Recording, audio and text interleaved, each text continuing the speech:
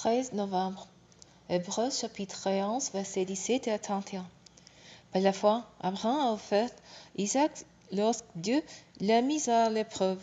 Oui, il était en train d'offrir son fils unique, le qui avait la promesse, et à qui Dieu avait dit, c'est par Isaac qui te sera suscité un descendant. Dieu, estime-t-il, est assez puissant pour ressusciter un mort, et son fils lui a été rendu. C'est une préfiguration.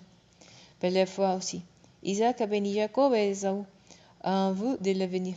Par la foi, Jacob est béni pour avant sa mort. Chacun des fils de Joseph est se prosterner pour adorer Dieu, en prenant un peu sur l'extrémité de son bâton. Par la foi, Joseph, à la fin de sa vie, a évoqué la sortie d'Égypte des descendants d'Israël et a donné des instructions au sujet de ses ossements. Par la foi, Moïse, après sa naissance, a été tenu caché pendant 3 mois par ses parents, car en voyant combien son enfant a été beau, ils ne se sont pas laissés intimider par les décrets du roi. Par la foi, Moïse, devenu adulte, a refusé d'être reconnu comme le fils de la fille de Pharaon. Il a choisi de prendre part aux souffrances du peuple de Dieu plutôt que des jours, momentanément, dans vie dans les péchés.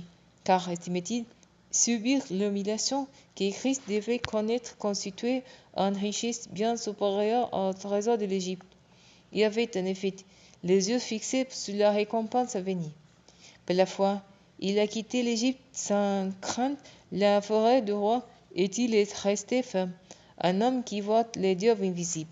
Par la foi, il a célébré la Pâque et a fait répandre du sang sur les linteaux des portes pour que l'ange exterminateur ne touche pas les fils aînés des Israélites.